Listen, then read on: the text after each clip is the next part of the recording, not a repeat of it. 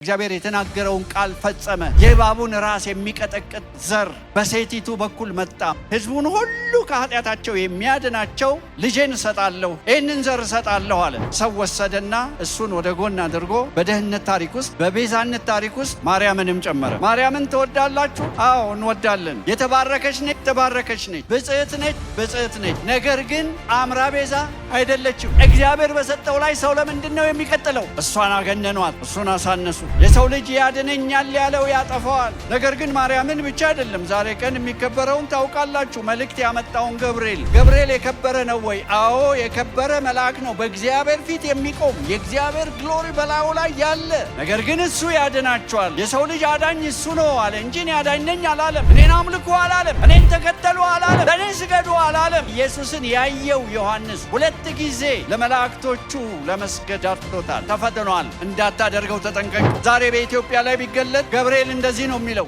እንዳታደርግ ተጠንቀቅ። የእግዚአብሔር ክብር የሆነው ኢየሱስ ክርስቶስ ብርሃኑ እንዳያበራላቸው የማያምኑትን የዚህ ዓለም አምላክ ሐሳባቸውን አሳወረ። ክርስቶስ ሲደመር አንድ ነገር፣ ክርስቶስ ላይ መቀጠል፣ ክርስቶስ ላይ መጨመር። መጽሐፉ የሚነግረን ይሄን ነው። በራሳችን ምንም የሰራነው ምንም ያዋጣነው ነገር የለም። ደህንነት በእኛ ጨዋነት አይገኝም። መንፈስ ቅዱስ በእኛ ጨዋነት አይገኝም። እግዚአብሔር በመካከላችን ሲሰራ፣ ታምራቶችን ሲሰራ፣ ጋንንቶች ሲወጡ፣ ሰዎች ሲፈወሱ የጸጋ ሥራ ነው። በቅድስና መኖር ያስፈልጋል። አዎ ያስፈልጋል። እሱ ግን ከደህንነት በኋላ የሚመጣ የመንፈስ ቅዱስ ሥራ እንጂ እኛ ተቀድሰን ተስተካክለን ጾመን ጸልየን የምናገኘው ነገር የለም ከእግዚአብሔር። እግዚአብሔር በተናገረው ነገር ላይ የምንቀጥለውና የምንጨምረው ነገር መዳን በክርስቶስ ብቻ ነው።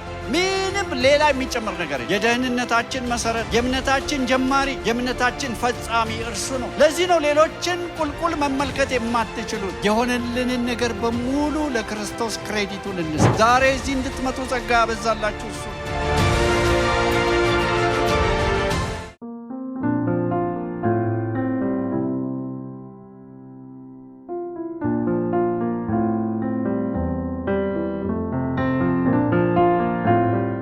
ዘፍጥረት ምዕራፍ 2 ቁጥር 16 የተያዘ ነው።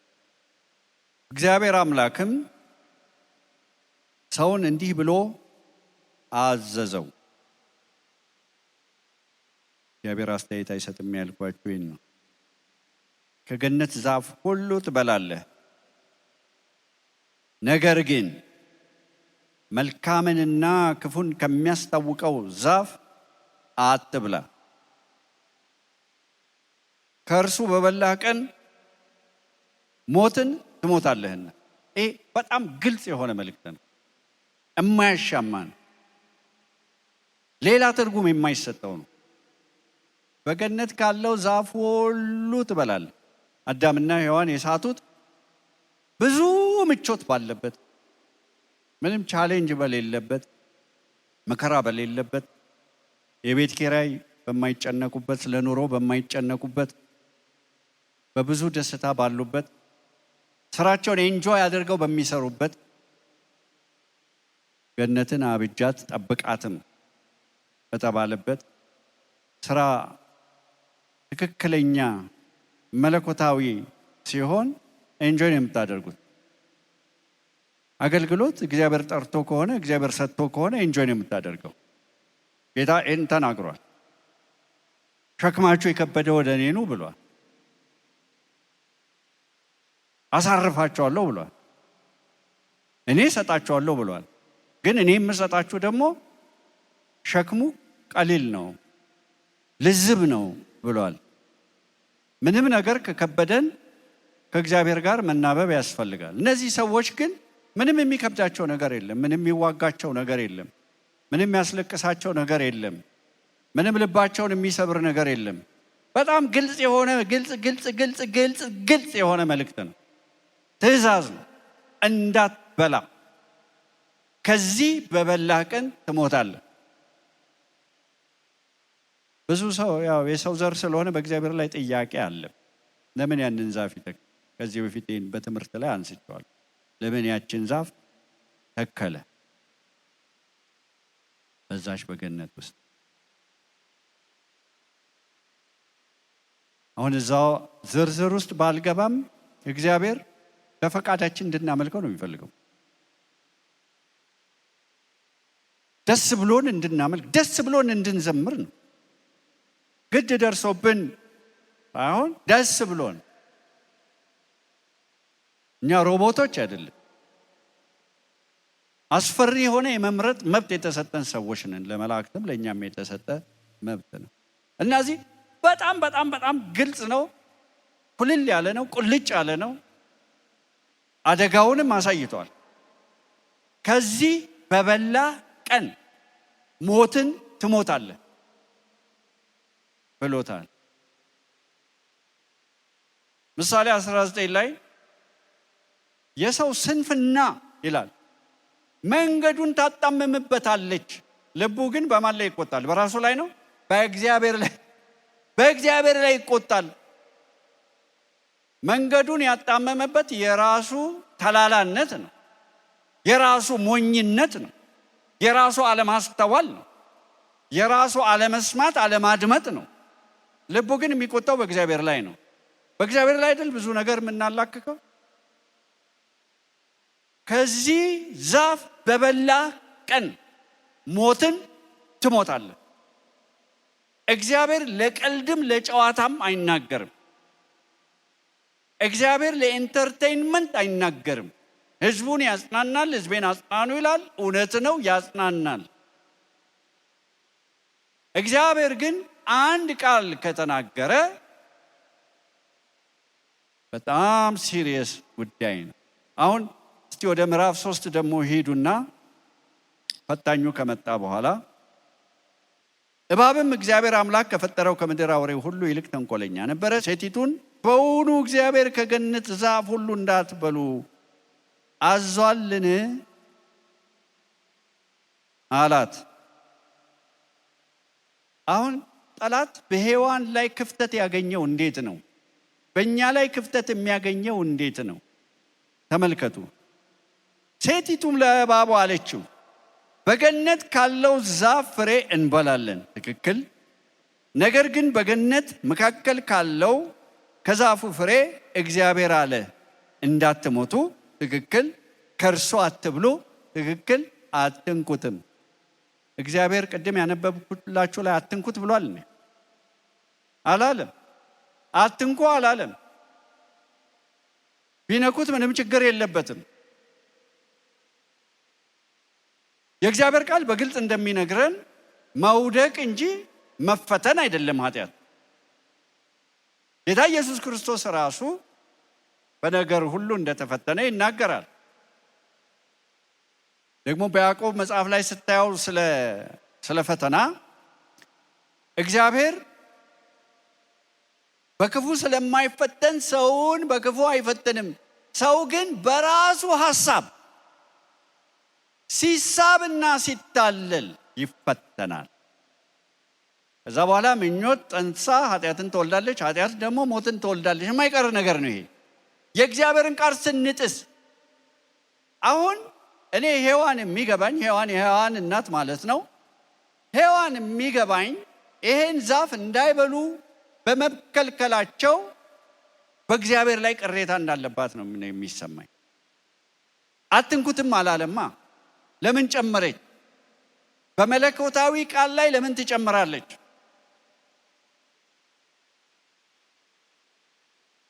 በራእይ መጽሐፍ መጨረሻ ላይ ስንመለከት በእርግጥ እሱ የሚናገረው ስለ ዮሐንስ ራእይ ነው። በዚህ ቃል ላይ የሚጨምር እግዚአብሔር በዚህ መጽሐፍ ውስጥ ያሉትን መቅሰፍቶች ይጨምርበታል። ከዚህ ቃል ላይ የሚያጎድል በዚህ መጽሐፍ ውስጥ ከተጻፉት ባርኮቶች እግዚአብሔር ያጎድልበታል ይላል። ወገኖች ሆይ ቃሉን እንደወረደ ነው የምትቀበሉት? ቃሉን እንደወረደ ነው የምታምኑት?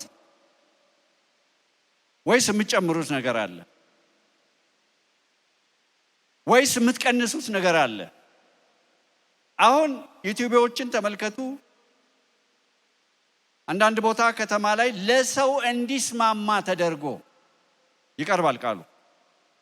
ጆሮ የሚያሳክክ ሆኖ ተቀንሶበት ወይ ተጨምሮበት ይቀርባል።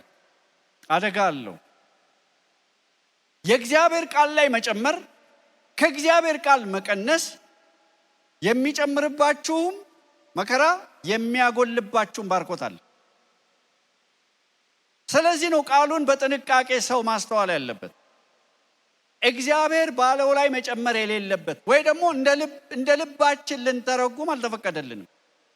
ለዚህ ነው ቃሉን ለመተርጎም ጭንቅላት አያስፈልግም ሳይሆን መንፈስ ቅዱስ የሚያስፈልገን። እስራኤላውያን እግዚአብሔር በሰጣቸው ቃል ላይ ጨምረው ትርጉም አሳጡ። ጌታ ኢየሱስ ክርስቶስ ምን አላቸው? ከወጋቸው የተነሳ ትራዲሽን ማለት ባህላቸው የእግዚአብሔርን ቃል ትሽራላችሁ አላቸው። ወይም ደግሞ እንግሊዘኛው you make it of none effect፣ ጉልበት እንዳይኖረው ኃይል እንዳይኖረው ታደርጋላችሁ። ለምን? በረዛችሁት። ያልጨመርኩትን ጨመራችሁ፣ ያልቀነሱትን ቀነሳችሁ። እናንተ ዋናው መስዋዕት ነው አላችሁ። እኔ ደግሞ ምህረትና ይቅርታ ፍቅር ነው አልኩ፣ ይቅርታ ነው አልኩ። የሁሉ ቃል ውስጥ የምታገኙት የእግዚአብሔርም ሰዎች እንኳን ቢሆኑ ትልልቅ የእግዚአብሔር ሰዎችም እንኳን ቢሆኑ እግዚአብሔር በተናገረው ነገር ላይ ጨምረው የተጎዱ ሰዎች አሉ። አንዳንድ ጊዜ ጥያቄ እስኪፈጥርባችሁ ድረስ አንዳንዱ ነገር ላይ እግዚአብሔር እንደማይደራደር ታውቃላችሁ። በብዙ ነገር መሐሪ ነው እግዚአብሔር፣ ይሸከማል እግዚአብሔር። አንዳንድ ቦታ ላይ ግን አይደራደርም። በዘኍልቍ ምዕራፍ 20 ላይ ሄዳችሁ ስትመለከቱ እግዚአብሔር ሙሴን እና አሮንን የሆነ ትእዛዝ አዘዛቸው። ህዝቡ በበረሃ ስለነበረ ህዝቡ በጣም አስቸጋሪ ህዝብ እንደሆነ ታውቃላችሁ። አጉረምራሚ ህዝብ፣ በልቶ እንዳልበላ የሚሆን ጠጥቶ እንዳልጠጣ ተደርጎለት እንዳልተደረገለት የሚሆን ውለታ ቢስ የሆነ ህዝብ እንደሆነ ታውቃላችሁ። ስለዛ ስንናገር የራሳችንንም ህይወትና ልብ መመርመር ያስፈልጋል። እና ውሃ ጠማን አሉ። ትክክል ነው ጥያቄያቸው። ነገር ግን ያቀረቡበት መንገድ ሰው የሚያስመርር የሚያንገሸግሽ ነበረ። በበረሃ ልታጠፉን፣ በደህና ከተቀመጥንበት ሀገር ነቅላችሁ አውጥታችሁ ልታጠፉን፣ በሙሴና በአሮን ላይ የሚያጉረመርሙ ይመስላሉ እንጂ የሚያጉረመርሙት ግን በእግዚአብሔር ላይ ነው። ስለዚህ እግዚአብሔር እንደዚህ አላቸው፣ በትርህን ይዘህ ሂድ። እነሱ የሄደው ያው በመገናኛው ድንኳን ፊት ወደቁ። የእግዚአብሔር ክብር ተገለጠ። እግዚአብሔር ትእዛዝ ሰጣቸው፣ ሄድና አለቱን ተናገረው አለው። ነገር ግን በጣም ስላስመረሩት፣ ማጉረምረማቸው ስላንገሸገሸው፣ ስለተበሳጨ ተናገር የተባለውን አለት 2 ጊዜ በበትር መታው። እናንተ አመፀኞች ከዚያ አለት ለእናንተ ውሃ ማውጣት ይገባናልን? እናውጣላችሁን? እሱ የሚያደርገው ይመስል፣ ታምራቱ የእሱ ይመስል ውሃ ወጣ። ሰዎቹ ጠጡ፣ ከብቶቻቸው ጠጡ። እግዚአብሔር በምህረት ሰጥቷል። ነገር ግን በሙሴና በአሮን ላይ እግዚአብሔር ተቆጣ። በህዝቡ ፊት አልቀደሳችሁኝም። እግዚአብሔር ያላቸውን ቃል በቃል አልፈጸሙም፣ እንደወረደ አልፈጸሙም። ተናገር ሲባል አለቱን መታው። አንዳንዶች እንደሚናገሩት አንደኛ ቆሮንቶስ ምዕራፍ 10 ላይ እንደሚናገረው አለቱ ክርስቶስ ነበረ፣ ይከተላቸው ከነበረ ውሃ ጠጥተዋልና ስለሚል ክርስቶስ ደግሞ የሚመታው አንዴ ስለሆነ 2ቴ ስለመታው ነው ይላሉ። አሌጎራይዝ ተደርጎ ሊሆን ይችላል፣ ሊያስኬድ ይችላል። ዋናው ቁም ነገር ግን ያልተባሉትን ነገር ነው ያደረጉት። እግዚአብሔር የታገሰው ህዝብ፣ እግዚአብሔር ብዙ ሙሴን ተሸክሞታል፣ ሁሉንም ተሸክሟል። ብዙ ጊዜ ይቅር ብሏል፣ ምሯል፣ ጸሎቱን ሰምቷል። እዚህ ላይ ሲደርስ ግን እስከ ዛሬ ልትገባባት ወደ ቋመጥካት ምድር አትገባም፣ ወተትና ማር ወደምታፈሰው ምድር አትገባም። አሮንም አይገባም። 40 ዓመት የጠበቃችሁት የተስፋ ቃል፣ 40 ዓመት የጠበቃችሁት የጓጓችሁለት ህልማችሁ እግዚአብሔር እንደማይፈጸም መርዶ ሲነግራችሁ እንዴት ነው አሁን የእግዚአብሔርን ቃል በጣም ሉዝ አድርገን ነው የምንይዘው። አከበርነውም አላከበርነውም፣ አደመጥነውም አላደመጥነውም፣ ፈጸምነውም አልፈጸምነውም ጸጋ ነው፣ ምንም ችግር አያመጣም እንላለን። ችግር ያመጣል እያልኳችሁ ነው። የእግዚአብሔርን ቃል መተን የምንሰማው እግዚአብሔርን ለማክበር ነው። ሰምተን በማድረግ ሰምተን በመፈጸም የሚጠይቀንን ነገር እንደተናገረው በማድረግ እግዚአብሔር በየእሁዱ ይናገረናል፣ በየቅዳሜው ይናገረናል፣ በየቀኑ ይናገረናል። መስማት ለፈቀደ እግዚአብሔር ይናገራል፣ እንድናደርገው ይፈልጋል። አልቀደሳችሁኝም አለ እግዚአብሔር። በዚህ ሕዝብ ፊት አላከበራችሁኝም አለ እግዚአብሔር። ስለዚህ አትገቡም ተባሉ። በውሳኔው ደግሞ እግዚአብሔር እንደቆረጠ ስላወቀ ሊደራደርም አልሞከረም፣ ሊጸልይም አልሞከረም። ዘዳግም ላይ ያሳዝናቸዋል ሙሴ። በእናንተ ምክንያት ይላቸዋል። በእናንተ ምክንያት እግዚአብሔር ወደዛች ምድር እንዳልገባ ከለከለኝ። ብዙ ዋጋ የከፈለበት ብዙ ሲናፍቅ ወደ ነበረ ወደዛ ምድር እንዳይገባ ተከለከለ። ለምን? እግዚአብሔር በተናገረው ነገር ላይ ስለቀጠለ። አዳምና ሔዋን ከወደቁ በኋላ እግዚአብሔር ለእባቡ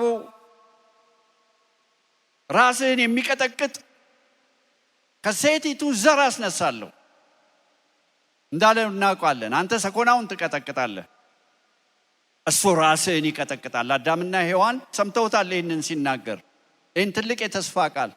ይህ የተስፋ ቃል ዘመናትን ቆጥሮ በጣም ብዙ ዘመን ቆጥሮ ሲጠበቅ ኖሮ እባቡም በየትኛው በኩል እንደሚመጣ ዘሩ ያንን ለማጥፋት ያልፈነቀለው ድንጋይ የለም፣ ያልሰራው ሸርና ሸፍጥ የለም። ነገር ግን እግዚአብሔር የተናገረው ነገር የግድ መፈጸም ስላለበት ከዘመናት በኋላ በጊዜ ሙላት መለኮት ሥጋ ለብሶ የሚገለጥበት ወቅት ደረሰ። ይህንን ታላቅ አሳይንመንት፣ ይህንን ታላቅ ተልእኮ ለመፈጸም አንዲት ትንሽ ልጃገረድ ድንግል የሆነች ተመረጠች። ሉቃስ ምዕራፍ 1 ላይ እንደምትመለከቱት ወደ እሷ ገብርኤል ተላከ። በዛን ጊዜ ናዝሬት ነበረች። ተገለጠላት። አንቺ ጸጋ የሞላብሽ በእግዚአብሔር ዘንድ ፌቨር ያገኘሽ። ስለዚህ ምን ያህል እንደምንገረም አላውቅም። በእግዚአብሔር ዘንድ ፌቨር እንዳገኘን ጸጋ ፌቨር ስለሆነ ከእናንተ ጋር የማይገናኝ ነገር ስለሆነ ፌቨር አገኘች። እሷም በኋላ ስትጸልይ በእግዚአብሔር ፊት ሐሴት እያደረገች ትውልድ ሁሉ ብጽዕት ይሉኛል አለች። ከአንቺ የሚወለደው ሕዝቡን ከኃጢአታቸው ያድናቸዋል፣ ስሙንም ኢየሱስ ትየዋለሽ። የሽዋ ጀሆቫ ያድናል ትየዋለሽ ብሎ እግዚአብሔር ቃል ገባ። እግዚአብሔር የተናገረውን ቃል ፈጸመ። የእባቡን ራስ የሚቀጠቅጥ ዘር በሴቲቱ በኩል መጣ። ማርያም በምትባል በኩል መጣ። በማ በኩል መጣ? በገብርኤል በኩል ተልኮ ወደ ናዝሬት ከተማ ሄዶ ጸጋ የሞላብሽ ሴት ብሎ ተናግሮ መልእክቱን ነግሯት፣ እኔ ወንድ ስለማላውቅ ይሄ እንዴት ይሆናል አለች። የእግዚአብሔር መንፈስ ባንቺ ላይ ይመጣል፣ ኦቨርሻዶ ያደርግሻል፣ ይጸልልልሻል እና ትጸንሻለሽ፣ ልጁም የልዑል እግዚአብሔር ልጅ ይባላል ብሎ መልእክት ነገራት።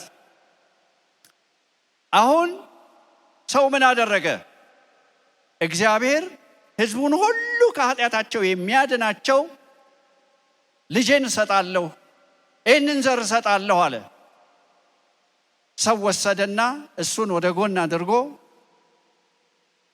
በደህንነት ታሪክ ውስጥ በቤዛነት ታሪክ ውስጥ ማርያምንም ጨመረ። ማርያምን ትወዳላችሁ? አዎ እንወዳለን። ጸረ ማርያሞች አይደለንም። የተባረከች ነች፣ የተባረከች ነች። የታደለች ነች፣ የታደለች ነች። ብጽዕት ነች፣ ብጽዕት ነች። ነገር ግን ጣምራ ቤዛ አይደለችም። እግዚአብሔር በሰጠው ላይ ሰው ለምንድን ነው የሚቀጥለው? እግዚአብሔር ባላለው መንገድ ሰው ለምንድን ነው የሚቀደው?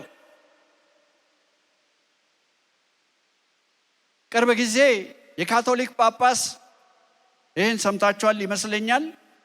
ማርያም ለመጀመሪያ ጊዜ ይመስለኛል በካቶሊክ ቤተክርስቲያን ማርያም ጣምራ ቤዛ አይደለችም ወይም ደግሞ ኮሪደምትሪክስ አይደለችም ብለው ተናገሩ። እኔ የመጀመሪያው ጳጳስ ይመስሉኛል።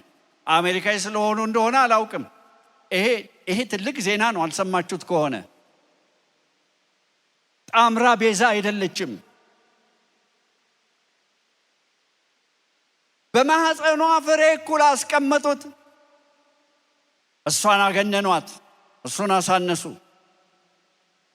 ሁላችሁም ያያችሁት ስለሆነ ሚዲያ ላይ የኦርቶዶክስ አንድ አባት ተነስተው ፍጡር እንዴት ቤዛ ይሆናል ብለው ሲናገሩ፣ ማርያም ቤዛ ልትሆን አትችልም ብለው ሲናገሩ አገሩ ተንጫጫ። ለምንድን ነው እግዚአብሔር በተናገረው ላይ የምንጨምረው? በኢየሱስ ላይ ሌላ የምንለጥፈው ሌላ የምንጨምረው ለምንድን ነው? የሰው ልጅ ባህሪ ነው፣ ግን አደጋ አለው። የሰው ልጅ ያድነኛል ያለው ያጠፋዋል። ነገር ግን ማርያምን ብቻ አይደለም ዛሬ ቀን የሚከበረውን ታውቃላችሁ። መልእክት ያመጣውን ገብርኤል የከበረ ነው ወይ? አዎ የከበረ መልአክ ነው። በእግዚአብሔር ፊት የሚቆም የእግዚአብሔር ግሎሪ በላዩ ላይ ያለ የእግዚአብሔርን ክብር የሚሸከም። እኔ ገብርኤል በጣም ምጡቅ መልአክ ቢሆን ነው ይህንን ታላቅ ዜና ለማብሰር ወደ ማርያም የተላከው። ነገር ግን እሱ ያድናቸዋል፣ የሰው ልጅ አዳኝ እሱ ነው አለ እንጂ እኔ አዳኝ ነኝ አላለም። እኔን አምልኩ አላለም። እኔን ተከተሉ አላለም። ለእኔ ስገዱ አላለም። በዮሐንስ ራእይ ላይ ዮሐንስ በመላእክቱ ላይ መልእክት በሚያመጡለት መላእክት ላይ ከነበረው ግሬስ የተነሳ ሊሆን ይችላል፣ ከሞገሳቸው የተነሳ ሊሆን ይችላል። ኢየሱስን ያየው ምዕራፍ 1 ላይ ኢየሱስን ያየው ዮሐንስ 2 ጊዜ ለመላእክቶቹ ለመስገድ ዳርቶታል፣ ተፈትኗል። እንዳታደርገው ተጠንቀቅ። ዛሬ በኢትዮጵያ ላይ ቢገለጥ ገብርኤል እንደዚህ ነው የሚለው፣ እንዳታደርግ ተጠንቀቅ። ማርያም ብትሰማ እርሱን ስሙት፣ ወይን ጠጅ አልቆባቸዋል፣ አንቺ ሴት ከአንቺ ጋር ምን አለኝ? ለባሪያዎቹ እሱ የሚላችሁን ሁሉ አድርጉ። የመከረችንን ምክር እየሰማን ነው፣ እየተቀበልን ነው። አላቅም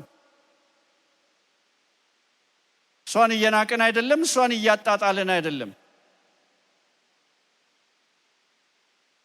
አንድ ቦታ ላይ እንደዚህ ሪቫይቫል የተነሳበት ቦታ ላይ ግን ገና ፍሬሽ እየመጡ ስለነበሩ ከሌላ ቤተ ክርስቲያን አንድ ነገር ቆሜ ተናገርኩ። እዛ ሰብ ማርያም እኮ ከ120ዎቹ ጋር በመንፈስ ቅዱስ ተሞልታለች ብዬ ስናገር ቃሉ ላይ የተጻፈ ነገር ነው። አልቀነስኩም አልጨመርኩም። በሰልፍ ነው የወጡት፣ በትልቅ ሰልፍ እየሰበኩኝ። ለምንድን ነው ሰው መጨመር የሚፈልገው? ለምንድን ነው ሰው መቀጠል የሚፈልገው? ሰው እግዚአብሔር በተናገረው ላይ ለምን ይጨምራል? ባለቤቱ እያለ ለምን ሎሌዎቹን ጨምሮ ያማልዳሉ ይላል? ለምን ይሰግድላቸዋል?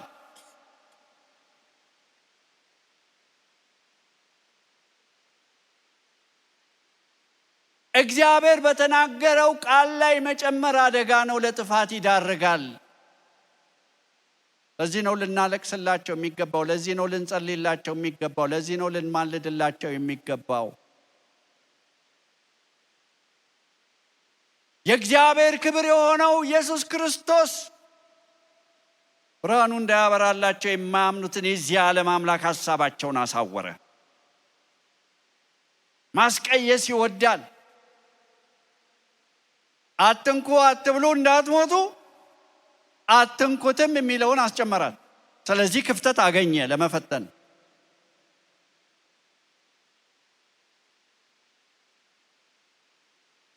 ወንድማችን ጳውሎስ በዘመኑ እንደሱ ያገለገለ ሰው እንደሌለ እናውቃለን። በጌታ በኢየሱስ ክርስቶስ ያመኑትን ሰዎች እያደነ፣ እያሰረ፣ እያስደበደበ፣ እየገደለ ፍቃድ ተቀብሎ ዞረ። ስለዚህ የናዝሬቱ ኢየሱስ መንገድ ላይ ተገናኘው፣ ከበቅሎ ላይ ጣለው። የመውጊያውን ብረት ብትቃወም ይብስብሃል። ጌታ ሆይ ምን እንዳደርግ ትወዳለህ? ምን እንደሚያደርግ ተነገረው። ሄደ፣ አናንያስ የሚባል ሰው እጅ ጫነለት። የጌታ ኢየሱስ ክርስቶስን ስም እንደሚሸከም ተነገረው። በነገሥታት ፊት እንደሚቆም ብዙ መከራ እንደሚቀበል ስለዚህ ስም ተነገረው። አገልግሎቱን ጀመረ። መናፍቃን እያለ እያደለ የነበረው ራሱ መናፍቅ እንደሆነ ገባው። ተለወጠ፣ ሕይወቱ ተለወጠ።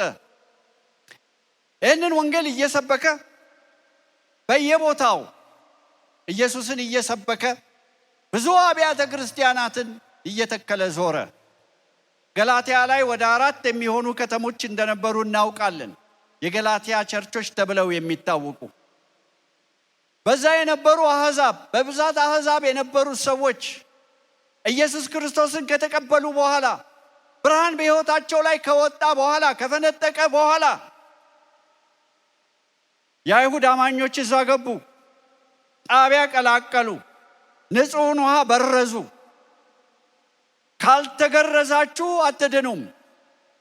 ሌሎችም የአይሁዶችን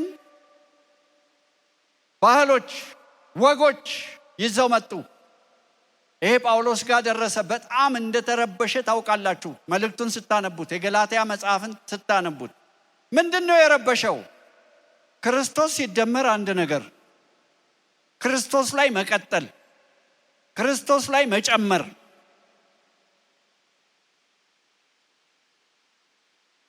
በመንፈስ ጀምራችሁ በስጋ ታበቃላችሁ ወይ?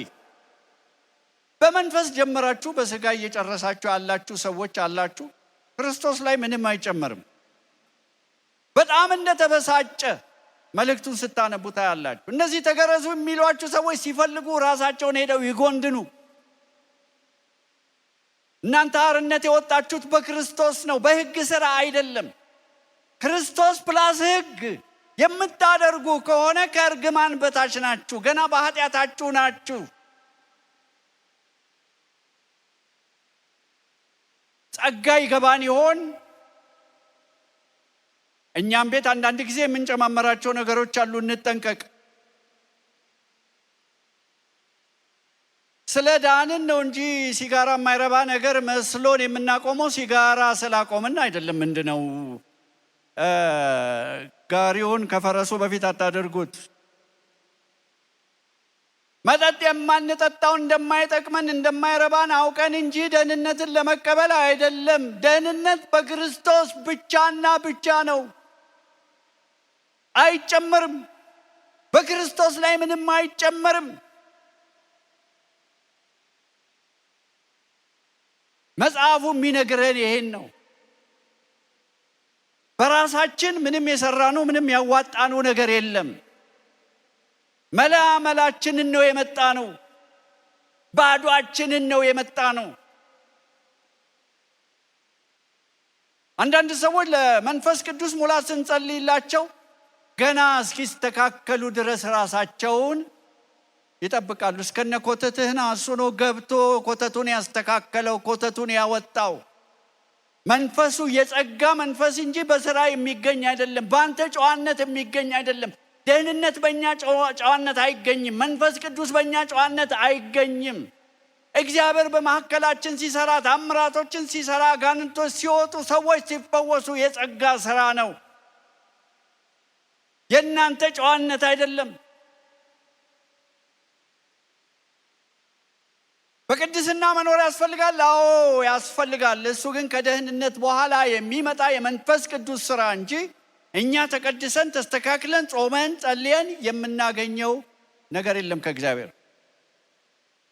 በእግዚአብሔር ዘንድ ጸጋ አግኝተን፣ አሁን ማርያም ጸጋ አግኝተሻል፣ ጸጋ የሞላብሽ ስትባል ምንም ለዛ ክሬዲት የምትሰጠው ወይም ደግሞ የምታቀርበው ነገር ስለሌለን ይገባኛል የምትለው ነገር የለም።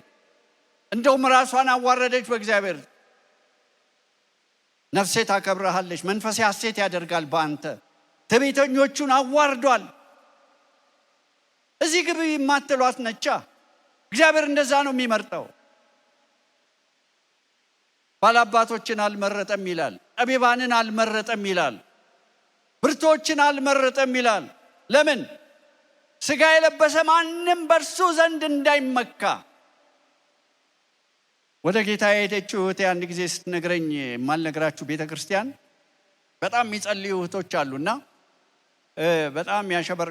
በጣም የለበሱ እህቶችን አዩና በብስጭት የእግዚአብሔርን አንጀት የሚጎትቱ እነዚህ ናቸው አለ። እሷ በስራዋ በቅድስና የዳነች ይመስል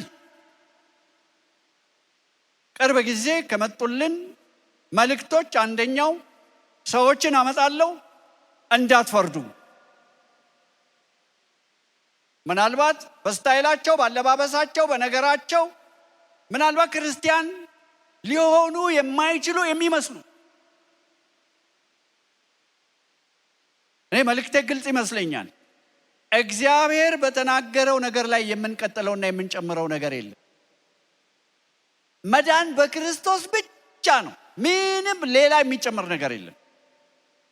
ከሀ እስከ ፐ የደህንነታችን መሰረት፣ የእምነታችን ጀማሪ፣ የእምነታችን ፈጻሚ እርሱ ነው። ለዚህ ነው ሌሎችን ቁልቁል መመልከት የማትችሉት፣ ራሳችሁን ሽቅብ መስቀል የማትችሉት። ሁሉ በጸጋ ነው፣ በነፃ ነው። ለዚህ አንደበታችንን መጠበቅ አለብን። አትታበዩ፣ በኩራትም አትናገሩ እንዳለ ለእግዚአብሔር ጸጋ ነው ክብር መስጠት ያለብን። ዛሬ የሚንከራተቱትን እነዚህ ሰዎች ልንፈርድባቸው አንችልም፣ ልንጸልይላቸው እንጂ እኛም እንዳንዱ መሆን እንችል ስለነበረ። በነገራችን ላይ አባቴ በመጀመሪያ ወደ ጌታ ሲመጣ ሲነግረኝ ወደ ቁልቢ በእግር የሚኬድ መንገድ አለ ይመስለኛል። እኔ ሄጄ ስለማላቅ አላቅም፣ ሄዳችሁ ታውቃላችሁና ደከመኝ አለ። ድንጋይ ላይ ቁጭ ብዬ አለቀስኩ አለ፣ ስቅስቅ ብዬ። አንተ ሰው የምታስለፋ አምላክ ነህ ወይ እንደዚህ? ከተወሰነ ጊዜ በኋላ ነው ሰበታ ሄዶ መዝሙር ሰምቶ ትራክት ተሰጥቶት ጌታን የተቀበለው። ምስክርነቴን ያው እንትን ላይ ሚዲያ ላይ ያያችሁት ሰዎች ካላችሁ አውቃለሁ። ከነሱ ሳይድ ስትሆኑ ሰው ትዕቢተኛ ነው። በራሱ መንገድ የእግዚአብሔርን ጽድቅ ሊያገኝ ይሞክራል። ነገር ግን ሐሳባቸው ስለታወረ ነው። ስንመጣ መንገድ ላይ አይተናል። ህዝብ ፈሶ የደህንነት መንገድ ስለመሰለው እግዚአብሔር በተናገረው ወይ ደግሞ እግዚአብሔር በሰጠው መፍትሄ ላይ እነሱም ቤት ሆነ እኛም ቤት ምንም የምንጨምረው ነገር የለም። ለዚህ ነው ሁል ጊዜ ምስጋናችን መድመቅ ያለበት፣ ምስጋናችን መብዛት ያለበት። ከዚህ የተነሳ ነው ማንም እንዳይመካ በስራ አይደለም። የሬቨሌሽን ይጠይቃል። ብዙ ጊዜ እንደምናገረው ይሄ ሃይማኖት አይደለም፣ ሪሌሽንሺፕ ነው። ከሕያው አምላክ ጋራ ያለ ተራክቦ ግንኙነት፣ ህብረት፣ የፍቅር ግንኙነት፣ ፌሎሺፕ። እንናገራለን፣ ይሰማናል። እሱ ይናገራል፣ እንሰማለን። ይመራናል፣ እንሄዳለን።